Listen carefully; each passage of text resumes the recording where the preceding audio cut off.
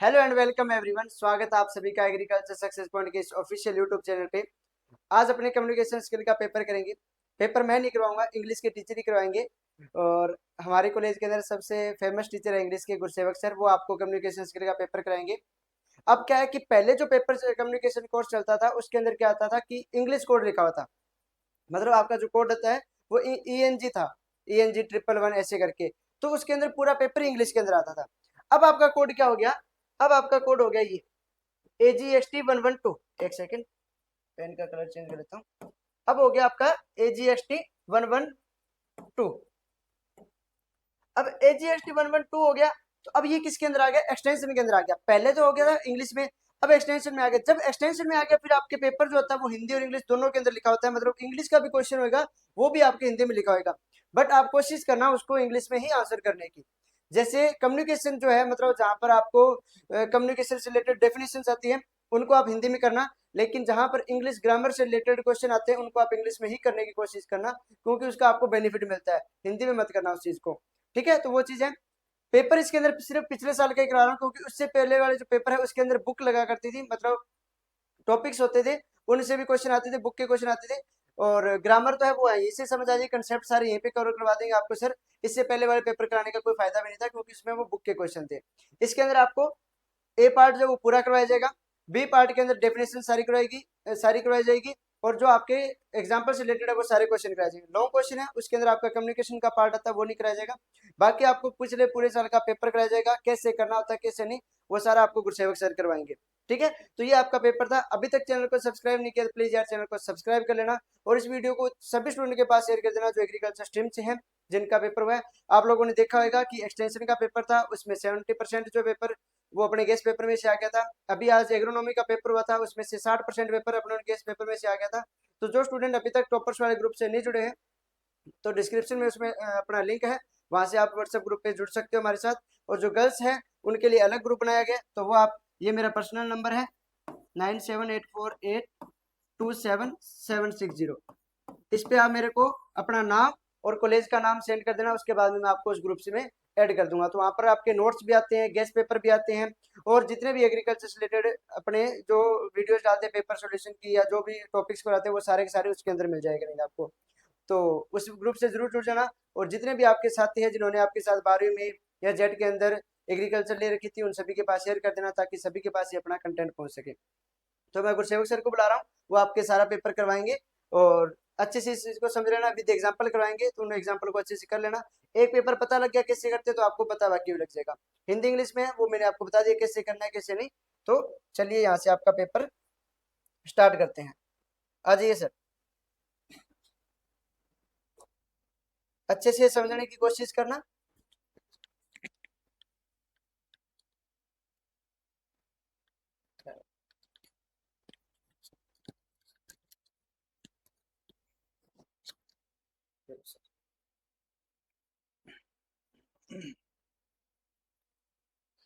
Hello everyone. जैसा कि आपको मुकेश सर ने बता दिया है कि आज अपने जो प्रीवियस ईयर का क्वेश्चन पेपर है आपका एग्रीकल्चर स्ट्रीम का, उसको अपने सॉल्व करने वाले हैं। सबसे पहली तो प्रॉब्लम बच्चों के सामने यही आती है कि पेपर इंग्लिश का है लेकिन वो हिंदी में भी आ रहा है। तो ये सर ने आपको पहले ही क्लियर कर दिया है कि कोशिश करें कि आप इंग्लिश वाला जो पार्ट है वो आप इंग्लिश में ही सॉल्व करें। हालांकि क्वेश्चन जो आपको है वो दोनों लैंग्वेज में ही मिलने वाले हैं। तो चलिए ज्यादा टाइम वेस्ट नहीं करते हुए अपने काम की बात करते हैं शुरू। तो जैसे इस तरीके का आपका पेपर आएगा, 40 मार्क्स का पेपर है आपका, जिसमें से पहला क्वेश्चन अपने को दिया गया है फिल इन दी ब्लैंक्स। हाँ जी, पहला क्वेश्चन आप देख रहे हो आपकी स्क्रीन पर है फिल इन दी ब्लैंक्स का। यहां पर क्वेश्चन दिया हुआ है is a two way process, एक दो तरफा प्रक्रिया है। ये आपका कम्युनिकेशन पार्ट का क्वेश्चन है, और इसका जो आंसर है वो भी क्या है, वो भी कम्युनिकेशन ही है। Communication is a two way process. ठीक है, तो इसका जो आंसर आएगा वो आंसर आपका रहने वाला है कम्युनिकेशन।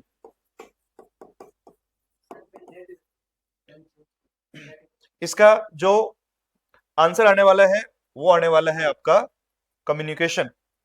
ठीक है, हाँ मैं इसको दोबारा लिख रहा हूं एक बार ताकि आपको थोड़ा विजिबल हो जाए। हाँ जी, पहले क्वेश्चन का आंसर है हमारा communication is a two way process, communication एक दो तरफा प्रक्रिया है।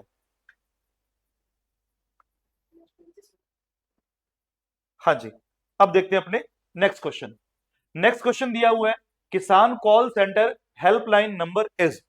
इसमें बताया गया है कि किसान कॉल सेंटर का हेल्पलाइन नंबर क्या है। तो ये सिंपली अपने को याद कर लेना है। मैं आपकी इंफॉर्मेशन के लिए लिख रहा हूं। ये जो नंबर है आपका वो है 1800 180 15 51।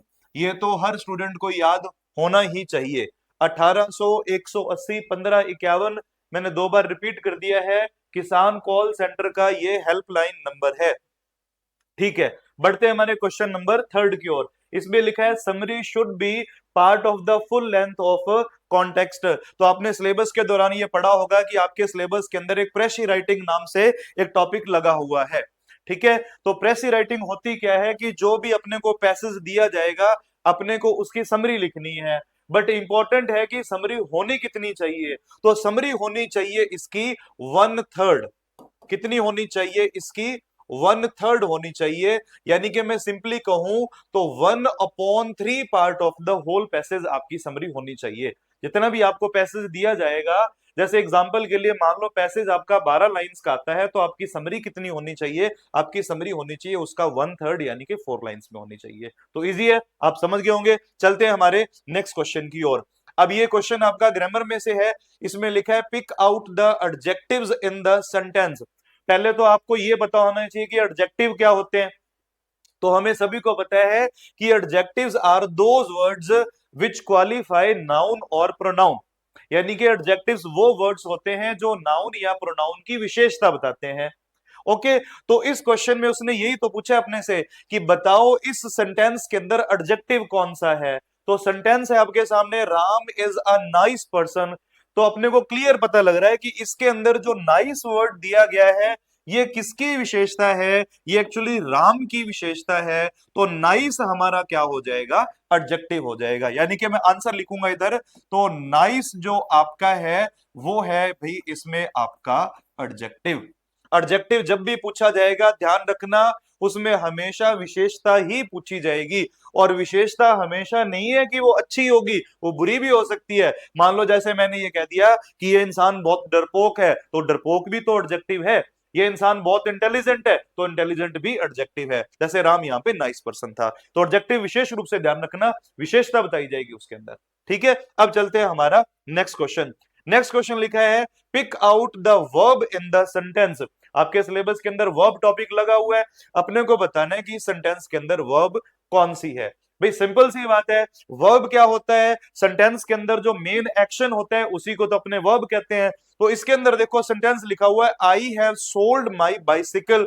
तो भाई इसमें सिंपली पता लग रहा है कि बेचने का काम हुआ है। इसके अंदर कौन सा काम हुआ है? बेचने का काम हुआ है। और जो काम होता है, जो एक्शन होता है, उसी को अपने वर्ब कहते हैं। तो आप चाहो तो इसका आंसर सिर्फ और सिर्फ सोल्ड लिखोगे तो भी सही है, और अगर साथ में हेल्पिंग वर्ब मिला के लिखोगे तो भी सही है। वैसे मैं ये प्रेफर करूंगा कि आप इसके अंदर हेल्पिंग वर्ब को साथ में इन्वॉल्व कर ले, क्योंकि अपने को साथ में हेल्पिंग वर्ब ये भी बता रहा है कि कौन से टाइम में ये एक्शन हुआ है। तो आपका आंसर क्या रहेगा? हैव सोल्ड इसके अंदर वर्ब है। ध्यान रखना वर्ब क्या होता है? सेंटेंस के अंदर जो काम होता है वही वर्ब होती है। बस इतना ध्यान रखना। बस काम को देख लो, काम क्या हुआ है वही आपकी वर्ब होगी। और साथ में अगर हेल्पिंग वर्ब है तो साथ में उसको लिख के आ जाना। चलिए नेक्स्ट क्वेश्चन की ओर चलते हैं। नेक्स्ट क्वेश्चन आपका आ रहा है, किसमें से आ रहा है? कम्युनिकेशन में से आ रहा है। इसमें लिखा है to hear something with thoughtful attention is called.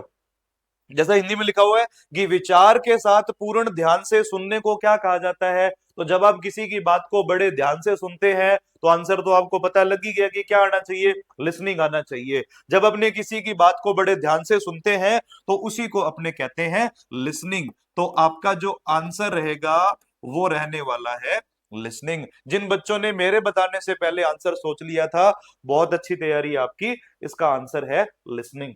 अब चलते हैं आगे, क्वेश्चन पढ़ो। Written words have more power. Written words कौन से? लिखे हुए वर्ड्स। अच्छा, हिंदी में कई बार क्या होता है कि शब्द आपको कंफ्यूज कर देते हैं। जैसे यहाँ पे मुद्रित लिखा हुआ है, तो काफी सारे बच्चों को मुद्रित नहीं पता होगा, तो इसलिए बायलिंगुअल दिया गया है कि आप देख लो वहां पे लिखा हुआ है रिटन वर्ड्स। तो रिटन वर्ड्स मतलब लिखे हुए वर्ड्स होते हैं, वो ज्यादा पावरफुल होते हैं किससे, जो हम बोलते हैं यानी कि ओरल, या मैं कहूं स्पोकन वर्ड्स। तो यहां पर आप क्या कह सकते हो कि जो स्पोकन वर्ड्स होते हैं या जो ओरली अपने बोलते हैं, स्पोकन वर्ड्स जो होते हैं उनसे कहीं ज्यादा पावर होती है किसकी, लिखे हुए वर्ड्स की, क्योंकि लिखे हुए वर्ड्स क्या रहते हैं, परमानेंट रहते हैं। ठीक है, इसलिए उनका जो इफेक्ट होता है वो परमानेंट होता है, इसलिए ज्यादा पावरफुल होते हैं। अगला क्वेश्चन आपका ग्रामर में से आ रहा है। देखो प्रेपोजिशन का जो क्वेश्चन आएगा ये समझ लो बेटा सभी के लिए बाउंसर आने वाला है। ये आपने जो अपनी पहले वाली क्लासेस में पढ़ा है वहां से आपको जरूर हेल्प मिलेगी। प्रेपोजिशन का क्वेश्चन कोई भी आ जाता है। अब इसके लिए थोड़ा सा मैं बताऊंगा, प्रेपोजिशन करवाने नहीं वाला मैं आपको सिंपली बता देता हूं कि प्रेपोजिशन के अंदर वो नाउन की पोजीशन पूछ लेगा आपसे कि नाउन की पोजीशन क्या है। अब जैसे मान लो यहां पर लिखा हुआ है cat is hiding the bed, तो मुझे बताओ जो कैट है उसने खुद को छिपाया है, बेड के ऊपर छिपाएगी या बेड के नीचे, तो आप कहेंगे हाँ जी बेड के नीचे तो छिपाएगी, तो हमारा आंसर इसमें क्या आने वाला है, हमारा आंसर रहेगा इसके अंदर under, the cat is hiding under the bed. अच्छा प्रीवियस में जो आपका सिलेबस था, हालांकि वो आपका सिलेबस तो चेंज हो गया, बट मैंने जो ऑब्जर्व किया है कि बहुत सारे क्वेश्चंस आपके रिपीट होते हैं, तो इसलिए इस एग्जाम सॉल्यूशन को ढंग से देखो, ढंग से इसको याद कर लेना, और अगर हमारा गुड लक रहा तो इसमें से काफी सारे क्वेश्चंस है वो रिपीट होने के भी चांसेस हैं, क्योंकि पहले ऐसा बहुत बार हुआ है कि क्वेश्चंस रिपीट होते थे। अब देखते हैं नेक्स्ट हमारा क्वेश्चन है। देखो ये क्वेश्चन फिर से जो आपका सब्जेक्ट वर्ब एग्रीमेंट का है, इसमें अपने को सब्जेक्ट के अकॉर्डिंग वर्ब लगानी होती है। पढ़ते हैं सेंटेंस को। इसमें लिखा है the HOD and the dean. अब इसमें देखो एक एचओडी है और दूसरा उसके साथ में कौन है, डीन है। यहां पर एक चीज सीखो, कभी भी अगर आपको ऐसी कंडीशन मिल जाए और आपको आर्टिकल सिर्फ एक ही सब्जेक्ट से पहले मिले, अब देखो यहाँ पे दो सब्जेक्ट है, एचओडी और साथ में डीन है, तो आप देख रहे हो दोनों से पहले क्या लगा हुआ है, आर्टिकल लगा हुआ है। अगर दोनों में से किसी एक से पहले आर्टिकल नहीं लगा होता तो ध्यान रखना फिर ये एक ही आदमी होता। जैसे मैं ऐसे बोलता द एचओडी एंड डीन, तो इसका मतलब जो एचओडी है वो डीन भी हो सकता है, बट अब दोनों से पहले आर्टिकल है, इसका मतलब ये कितने पर्सन हो गए, एक और दो। जब ये दो पर्सन है तो फिर यहां पर हेल्पिंग वर्ब भी कौन सा आएगा, प्लूरल आएगा। कौन सा आएगा, प्लूरल आएगा। The HOD and dean of college are attending the meeting, कि वो मीटिंग ले रहे हैं। अब मैंने इसमें आर क्यों भरा, क्योंकि डीन और एचओडी इसके अंदर दो आदमी है, इसलिए हमारा सब्जेक्ट क्या हो जाएगा, प्लूरल, तो हमारी हेल्पिंग वर्ब भी वहां पर प्लूरल। और वैसे भी देखो अगर हिंदी में पढ़ोगे तो आप क्या लिखा है यहाँ पे, भाग ले रहे हैं, रहे अपने तभी लगाते हैं जब एक से ज्यादा, एक होता तो अपने रहा बोलते। अब चलिए नेक्स्ट क्वेश्चन आपका लिखा हुआ है हनी नो नोट ओनली। अब जो इंटेलिजेंट बच्चे हैं ना, आपको जरूर क्लासेस में करवाया गया है कि नोट ओनली का जो पेयर बनता है वो किससे बनता है, वो बट ऑल्सो से बनता है, और आपको देखो यहाँ पे ऑल्सो मिल भी रहा है, ऑल्सो लिखा भी हुआ है। तो इतनी सी तो बात क्लियर है यहाँ पे कि यहाँ पर तो आंसर क्या आएगा, इस वाले में तो बट आना चाहिए, क्योंकि नॉट ओनली का पेयर किससे बनता है, बट ऑल्सो से बनता है। और इधर क्या आएगा, हनी इज नॉन, क्योंकि प्रेजेंट का सेंटेंस है, तो हमारा आंसर क्या आएगा, honey is non not only for its sweet but also for its soothing qualities. अब और मैं दो तीन आपको पेयर फटाफट याद करवा देता हूं। जैसे नॉट ओनली का बट ऑल्सो के साथ में है, बोथ का एंड के साथ में है, बोथ का एंड के साथ में है, नीदर का नॉर के साथ में है, आइदर का और के साथ में है। ठीक है, इनको जरूर याद रखना, ये एग्जाम्स में पूछे जाने के चांसेस रहते हैं। हाँ जी, नेक्स्ट देखिए।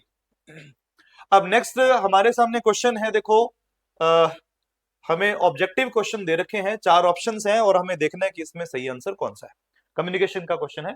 हाँ जी, तो यहां पर अपने बात करने वाले हैं, देखो पहला आपका क्वेश्चन है विच कम्युनिकेशन कवर्स मैक्सिमम ऑडियंस। कौन सा कम्युनिकेशन का ऐसा टाइप है जिसमें बहुत बड़ी संख्या में लोग होते हैं। तो देखो क्लियर लिखा हुआ है, जो आपका मैस कम्युनिकेशन है, जनसंचार है, इसमें सबसे ज्यादा लोगों की संख्या होगी, सबसे ज्यादा। देखो व्यक्तिगत संचार में तो क्या होगा, पर्सन टू पर्सन होगा, तो इसमें संख्या क्या होगी, कम होगी। समूह में भी जरूरी नहीं है कि बहुत बड़ा समूह होगा, ठीक है। अंतरकर्मियों में संचार ये भी आपस के अंदर ही होता है, तो यहां पर बड़े लेवल पे अगर अपने संचार की बात करें तो वो कहां पर होगा, मैस कम्युनिकेशन में होगा। जैसे न्यूज़पेपर, आप इसका एक अच्छा एग्जांपल ले सकते हैं। आगे चलते हैं।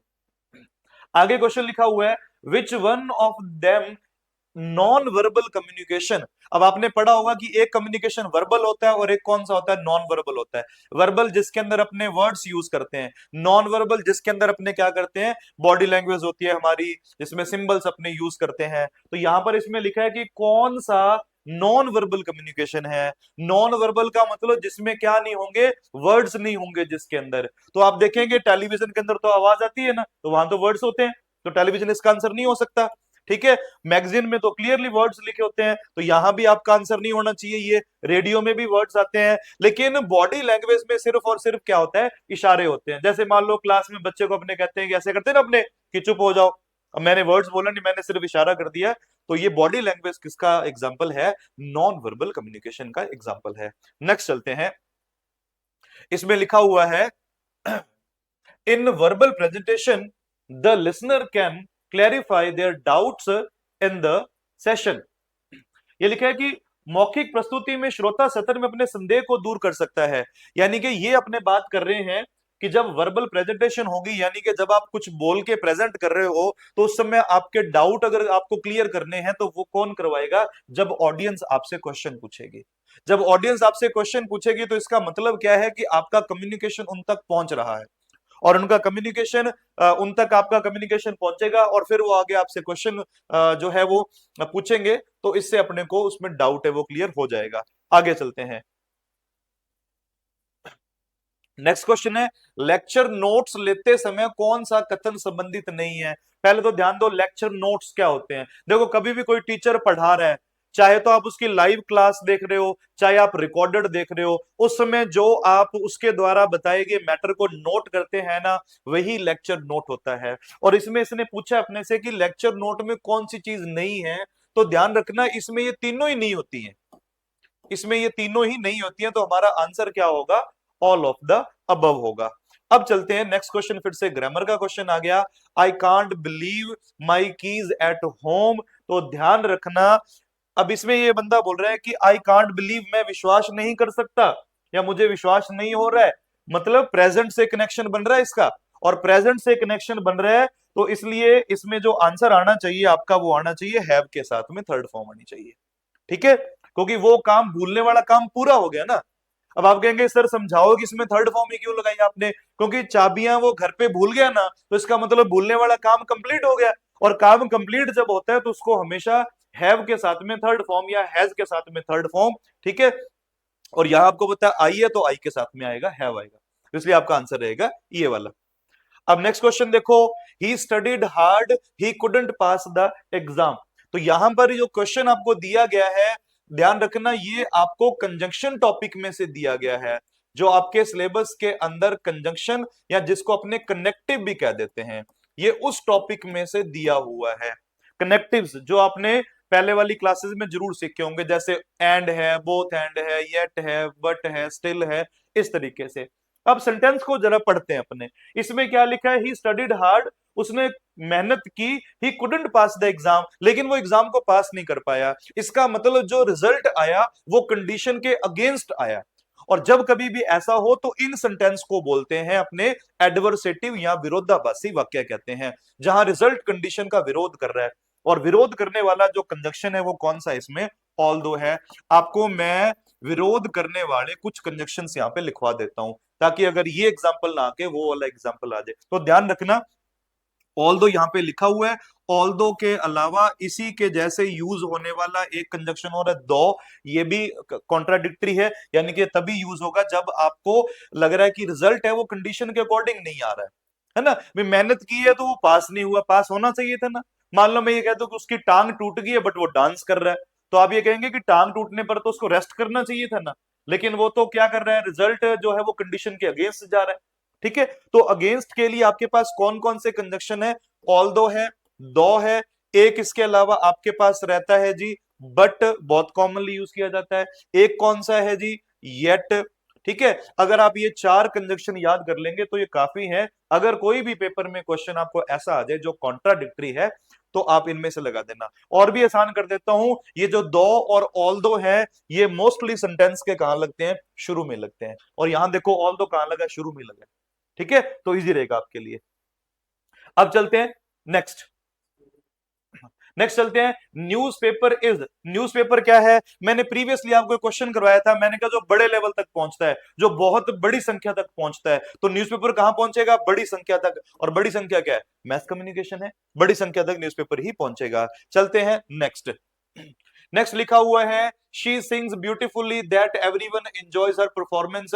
अभी देखो दैट का पेयर किससे बनेगा? सो से बनेगा।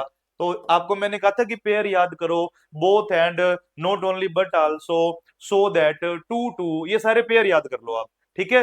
हाँ, कौन कौन से pair? Both and, too to, not only but also, either or, neither nor, ये पेयर में यहां से क्वेश्चन सॉल्व होगा आपका कि दैट के साथ में टू का पेयर नहीं बनता, क्योंकि टू का किससे बनता है? टू से बनता है। सच का किससे बनता है? ये जरूरी नहीं है। और वेरी भी आपका पेयर नहीं बनाता है, क्योंकि वेरी खुद एक एडवर्ब है। अब आगे चलते हैं अपने, इसमें लिखा है select the pronoun from the sentence. इस सेंटेंस में आपको ये देखना है कि प्रोनाउन कौन सा है। तो आपको पता है कि प्रोनाउन क्या होते हैं? प्रोनाउन होते हैं वो वर्ड्स जो किसकी जगह पे काम आते हैं? नाउन की जगह पे काम आते हैं। एग्जाम्पल के लिए मान लो यहां पर लिखा हुआ है हरी, तो मैं हरी को ही बोल सकता हूं ना? हाँ जी, मैं बोल सकता हूं, तो ही यहाँ पे प्रोनाउन हो गया। इसी तरीके से इसमें क्या दिया हुआ है? ये जो हिम दिया हुआ है, ठीक है, नीचे इन्होंने ऑप्शन बना के दिए हुए हैं, तो हमारा आंसर क्या होगा? हमारा आंसर होगा हिम।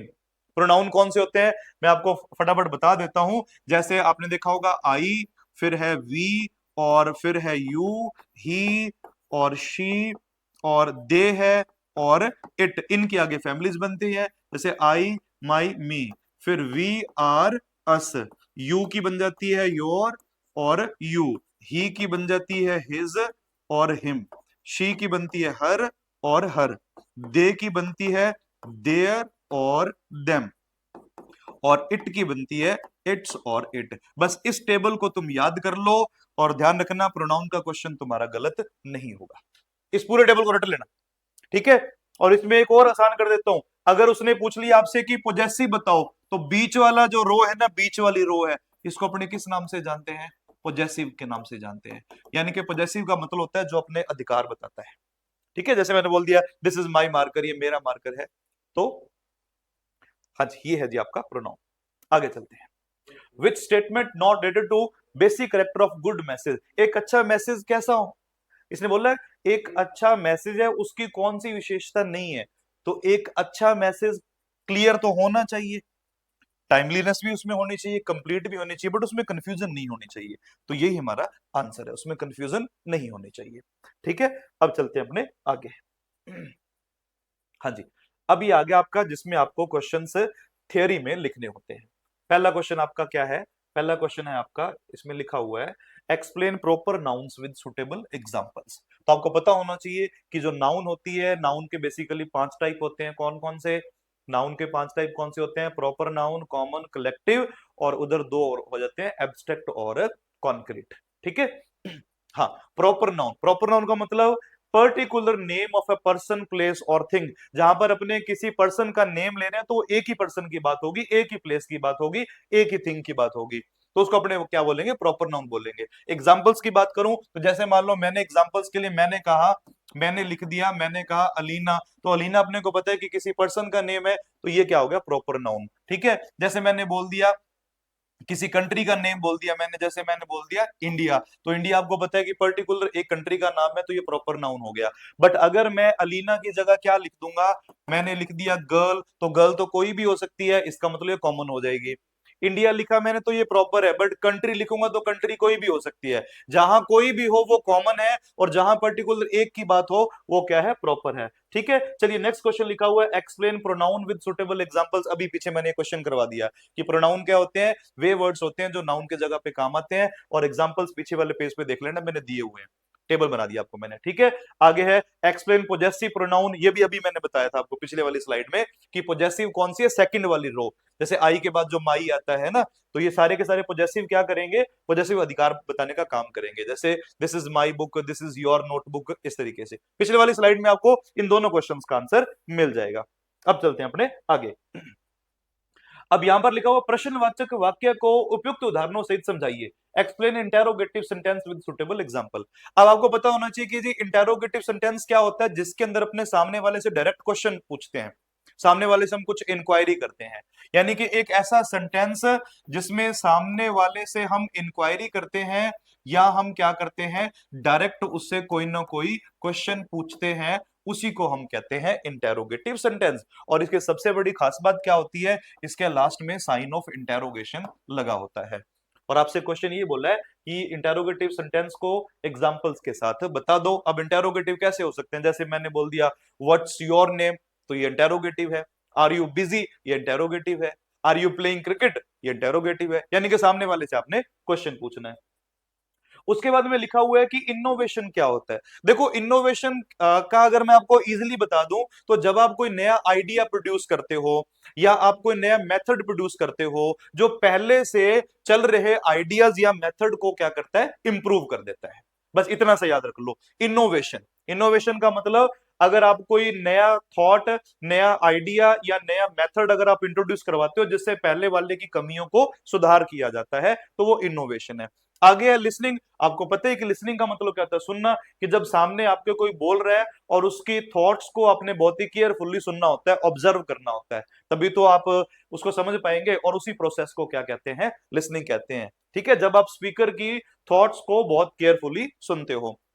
आगे लिखा है कॉन्फ्रेंस। कॉन्फ्रेंस का मतलब क्या होता है, जब आप किसी स्पेशल मुद्दे को लेकर कुछ लोगों के बीच में एक सभा होती है, ठीक है, एक बैठक जो की जाती है, वो कॉन्फ्रेंस है। ग्रुप डिस्कशन तो बहुत इजी, आपको पता है, यहां पर भी किसी स्पेशल मुद्दे को लेकर काफी लोगों का जो ग्रुप होता है उसके अंदर जो विचार होते हैं उनको एक दूसरे के साथ शेयर किया जाता है ग्रुप के अंदर। ठीक है, आगे है जी फुट नोट। फुट नोट का मतलब क्या होता है कि कोई भी आपका पेज है, उसके नीचे की तरफ जो जानकारी लिखी होती है उसी को अपने क्या कहते हैं, उसी को अपने फुट नोट कहते हैं, जो जानकारी नीचे की तरफ लिखी रहती है। ठीक है, आगे इंडेक्सिंग, जैसे लिखा हुआ है सारणी बनाना, यानी कि जब आप क्या करते हो, बहुत सारे डेटा को व्यवस्थित तरीके से लगा देते हो। आपने देखा होगा आपकी कॉपी के शुरू में एक इंडेक्स दिया होता है कि आपने पेज नंबर 1 पे क्या किया है, 2 पे क्या किया है ना, इंडेक्स भरते हो आप, उसी को बोलते हैं इंडेक्सिंग।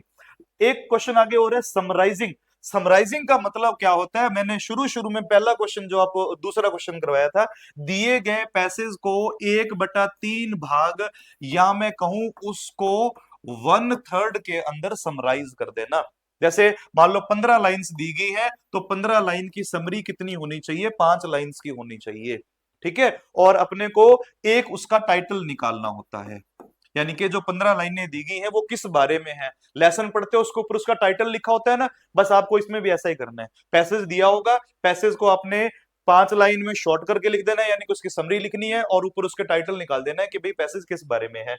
आगे है जी रिज्यूम राइटिंग। रिज्यूम राइटिंग बहुत सारे बच्चे +2 में करके आए हो। आपको जब जॉब एप्लीकेशन आती थी तो उसके साथ में अपने को रिज्यूम ऐड करना होता था, तो ध्यान रखना रिज्यूम की जगह पे आपको एक वर्ड और तंग कर सकता है, वो है सीवी। इसका मतलब है curriculum विटाए।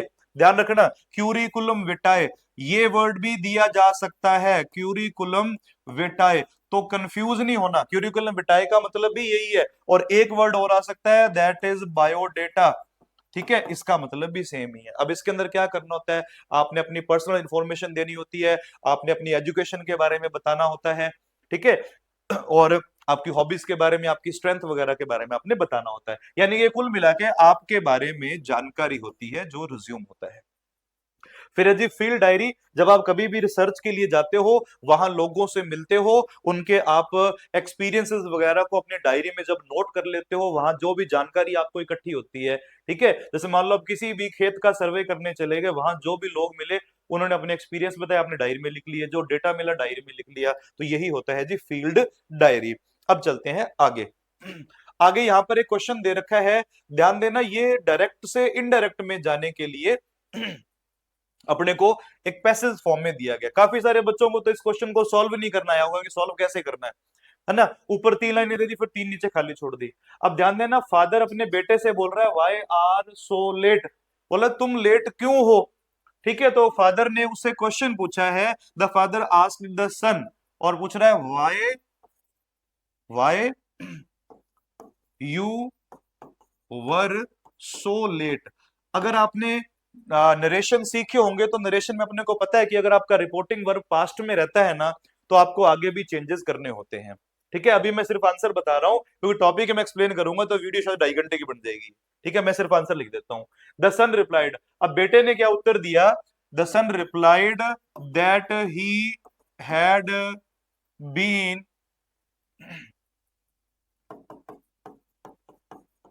Invited for his friends birthday party. ठीक है, इस तरीके से लिखा जाएगा। आगे देखते हैं। The father warned him that, अब फादर ने उसको चेतावनी दे दी। वेन एवर गो आउटसाइड, उसने बोला that whenever you went outside he, उसके बाद में सेंटेंस में कोई चेंज नहीं है। ही के बाद आपका सेंटेंस ये सारे का सारा सेम आ जाएगा। ठीक है जी, इस तरीके से आप इसको पूरा कर सकते हैं।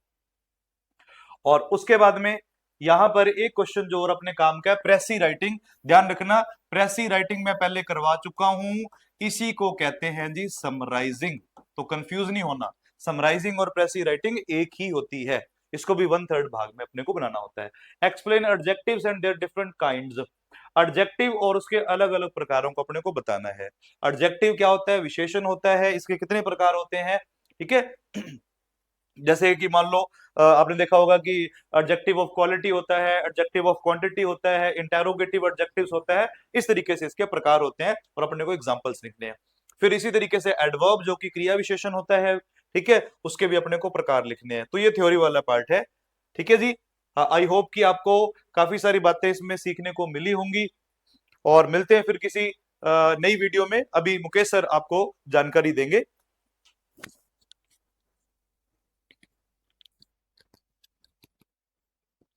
थैंक यू सर इतना अच्छा एक्सप्लेन करने के लिए। आई होप कि आप सभी लोगों को समझ आ गया होगा। तो इसके अंदर जो इंग्लिश का पार्ट था वो सर ने कराया है। कम्युनिकेशन के पार्ट जो स्टार्टिंग में डेफिनेशन थी वो सर ने सारी करवा दी। इसके अंदर जो है वो आपको मैंने दिखा दिया कि ये क्वेश्चन आए हुए हैं, तो आप यहाँ से इसको कर लेना, क्योंकि सर जो है इंग्लिश के तो कम्युनिकेशन पार्ट ये नहीं कराएंगे। तो आई होप कि सभी को आपको इंग्लिश ग्रामर वगैरह का पार्ट सही तरीके से समझ आ गया होगा। तो आपका बस एक ही काम है कि चैनल को यदि अभी तक सब्सक्राइब नहीं किया सब्सक्राइब कर लेना, और वीडियो को लाइक जरूर कर देना, क्योंकि आपका एक लाइक बहुत मोटिवेशन देता है। और जितने भी आपके एग्रीकल्चर के स्टूडेंट जानकार हैं उनको सभी को शेयर कर देना, क्योंकि यहाँ से बहुत सारे क्वेश्चन रिपीट होंगे। ठीक है, और डेफिनेशन वगैरह जो सर ने बताई है उनको अच्छे से कर लेना, वहीं से ही डेफिनेशन बनती है। और विद एग्जांपल जो चीजें बताई है जैसे नाउन प्रोनाउन, तो एग्जांपल जो है सर ने बताया वो भी याद रख सकते हो, क्योंकि एग्जाम के अंदर सीधा ही क्वेश्चन आएगा कि नाउन क्या होते हैं और इसका एग्जाम्पल बताओ। तो एक चीज और, जैसे इंग्लिश ग्रामर का पार्ट है, इंग्लिश का कोई भी क्वेश्चन आ रहा है उसको आप इंग्लिश में ही लिखने की कोशिश करना।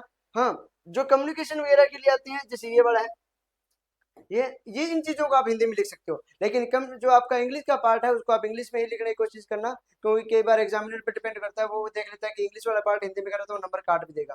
तो इंग्लिश वाले पार्ट को अपने को इंग्लिश में करना है। कम्युनिकेशन जो है, ठीक है, उससे रिलेटेड कोई आ रहा है, वैसे कोर्स का नाम ही कम्युनिकेशन है, लेकिन कम्युनिकेशन का मतलब समझ रहे होगा जो अदर टॉपिक्स होते हैं थ्योरी वाले, वहां से यदि आ रहा है तो आपको हिंदी में लिख सकते हो, लेकिन इंग्लिश का जो क्वेश्चन आएगा उसको इंग्लिश में करना है।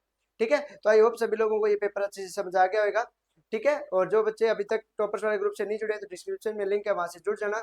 और मुकेश सर को अभी यदि इंस्टाग्राम पे फॉलो नहीं किया तो मुकेश सर को फॉलो कर लेना, उसका भी लिंक डिस्क्रिप्शन में आपको मिल जाएगा। Thank you.